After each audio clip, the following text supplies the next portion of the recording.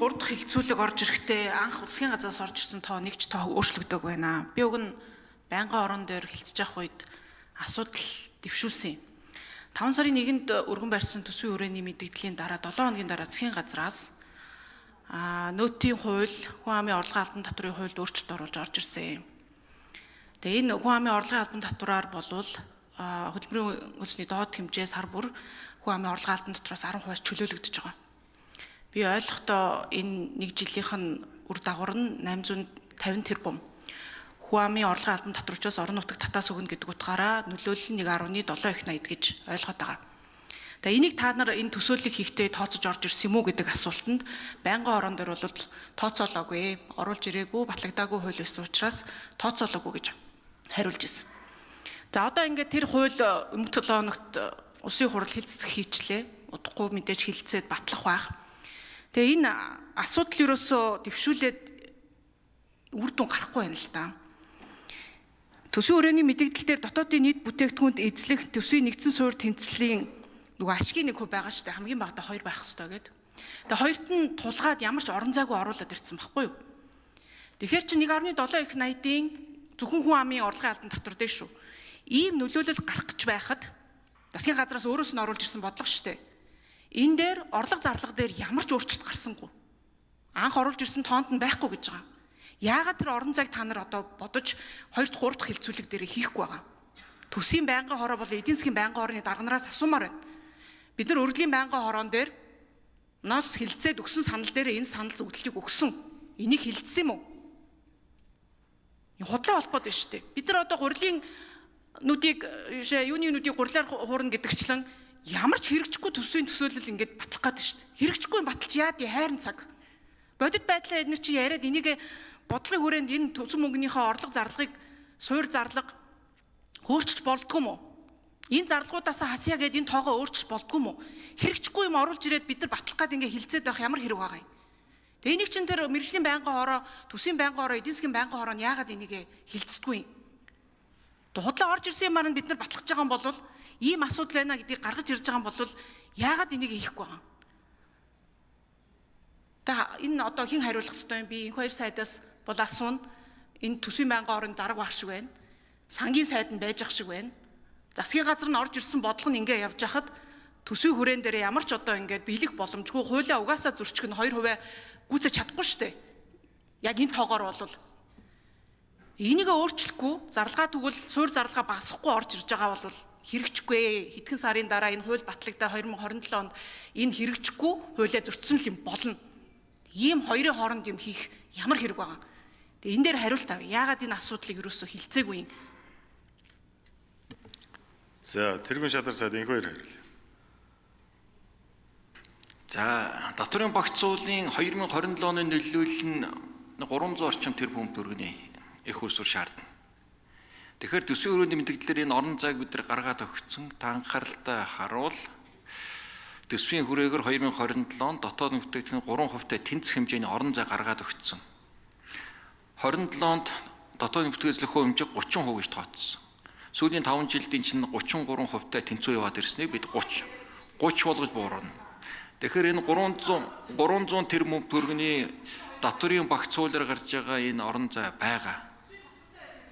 Хоёрдугаарт энэ батлагдаагүй хуулийн дээр бид нар юу гаргаж болохгүй шүү дээ. Тооцоо нөгөө хууль оруулж болохгүй. Их хурлд хилцэгтэй явж байгаа. Тэгэхээр тэр хуулиар батлагдана гэж тавьж болохгүй. Одоо байгаа хуулийн мөрдөж байгаа хуулийнхаа хүрээнд бид нар тооцоогоо оруулна шүү дээ. Одоо дараа нь энэ хууль хилцээд батлах асуудал дээр энэ төсвийн хүрээ болон төсөв дээр ирэх ачааллын асуудлаар мэдээж гишүүд байр суурь илэрхийлэл санал хураагдах байна. Тэгэхээр бид нар бол энийг бол энэ хууль хилцэж байгаа хууль батлагдана гэж одоо юу гэж болохгүй. Тооцоонд одоо их усур гаргаж болохгүй. За. Ажлын хэсэг хариулах юм байвал нэмж хариулаарай. За, номын чимэг гишүүн тодруулъя. Энэ хоёр сайдаа үгийн хөөс чинь ихтэй дагуулгын голоо харахгүй байна шүү дээ. 4 аргын тоо математик, арифметик нэмээд хасаад бодчих чадах юм байгаа үстэй. Асуулт асуухаар шал өөр тоо яриах. Эсвэл та өөрөө төсвийн хүрээний мэдээллийн доктортой байдлын тухай хуулийнхаа шалгуурын тухай ерөөсөй ойлголтгүй байгаа юм уу? Та нар энэ хуулийг оруулж ирэхдээ гадаа зээлгийн тэр нөгөө 3 төслийг гаргана гэдэг юм а батлагдаагүй байхад тэрийг тооцоолол оруулаад ирсэн байсан шин. Тэгээ одоо яхаар адилхан засгийн газраас оруулж ирсэн татврын багц хууль засгийн газрын бодлогыг чинь ярихаар тэрийг оруулж чадахгүй гэдэг юм яриад байгаа. Юу худлаа яриад байгаа гэдэг байгаа. Худлаа ярьж байгаа юм бол хоёулаа факттай үзье. Би бодит байдлыг чи хэлж байна. Та нар батлагдаагүй тэр гадаа зээлгийн үеийг тооцож орж ирсэн шүү. Одоо болохоор тэгээд хүн амын орлогын албан татвараа багасхыг гэж байна. Улсын хурал тэрийг чинь дэмжиж байгаа. Тэгээ энийгээ тооцоолыг хийгээд энэ хязгаар чинь болохгүй зөрчгöd байна гэхээр шал өөр юм яриад ах юм гэж юу ээдий. За, энэ хоёр сайд. Би тань түрүүнийг тайлбарлаж л байсан. Тэнцвэржүүлсэн тэнцэл буюу дотоод нэмт 1.5% алдагдал буюу 1.7 их найд байгаа. Энэ маань өөрөө гадаа зээлийн ашиглах орон зай. Энэ хуультай хуульгүй бидэнд байгаа санхүүгийн хязгаар нь 1.7 их найд. Одоо барьж байгаа хуульчин энэ орон зайг л нэмъя л гэж шүү дээ. 2 том төслөө гаргачихвал бусад одоо батлагдсан зээлийн хилцээрүүд чинь энэ орон зайд нэмэгдэнэ гэдэг л агуулга байхгүй да.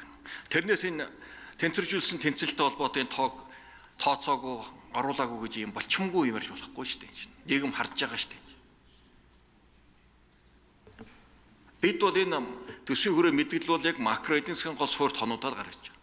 Энэ доторх өндөр үндэслээд төсөв хөрөнгө зохиох асуудал чинь дараагийн асуудал. Намар бид нар хэлсэн төсөв дээр аль салбартаа илүү гарах уу, цалин тэтгэвэр хаанаа байх үү чинь төсвийн асуудал.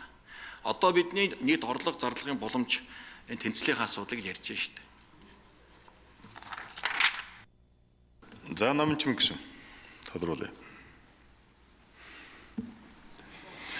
Хүш энэ долоодор байгаа нэгдсэн төсвийн суурь тэнцэл буюу дотоодын нийт бүтээгдэхүүнд эзлэх нөгөө ашигын хувь дор хаяж 2% байна гэдэг энэ хуулийн шаардлага чинь энэ гуравт байгаа нэгдсэн төсвийн тэнцвэржүүлсэн орлогын доод хэмжээнээс суурь зарлагын дээд хэмжээг хасснаар гарч ирж байгаа шүү дээ. Тэгээ орлого чинь угаасаа буурхан тодорхой болчоод байхад энийг багасна гэж үзэх юм бол 2% барихын тулд суурь зарлага чинь басах хэрэгтэй байгаа зү. Тэгжээж та нар хуулийн шаардлага 2-оо харна. Үгүй бол одоогоороо ингэж явах юм бол эн чинь биелэгдэхгүй. 2-оосоо бага болно. Хуулиа зөрчинө. Энийг чинь яриад байна шүү дээ. Ийм энгийн ойлголт ярихаар урдаас гүлэг төөрүүлэх гэж оролдоод байгаа юм уу хайшийн. Эсвэл өөрөө ойлгохгүй байгаа юм уу? Би ерөөсөө бүр ойлгохоо боллоо. Тэгээ энэ өрсөлдөлийн чи ерөөсөө эрсдлийн зай байхгүй 2%-аар оруулсан байхгүй юу? Энийг өөрчлөөч. Сайн хоёр сайд хариулъя. Би таныг сайн л маш сайн ойлгож байна. Хэрвээ орлого та буурн эрсдэл үүснэ энэ 2%-ийн ас тоог яриад байна шүү дээ. Хэрвээ орлого буурвал төсөв дагаад зардлаа дагуулад бууруулаад явна. Орлогоос давсан зардал гаргах чадахгүй шүү дээ. Гарах зардлын дэд хэмжээ тэр 1.5-гээ заацсан. Айгүй хатуу хязгаарууд босгоо тавьсан байхгүй. Алдагд 1.5 байна. Энэс лөө гарахгүй. Тийм болохоор яах вэ гэвэл орлого буурвал тэр хэмжээнд зардал буурна. Боёо татаад эхлэн гэсэн үг. Тэгэхээр тэр энэ өргөн барьсан хуультай холбоотой нэг 300-аад тэрбумын орон зай гаргах асуудлыг энийг бол энд нь шигтгээд тооцоод гаргасан баг. 8 их найда.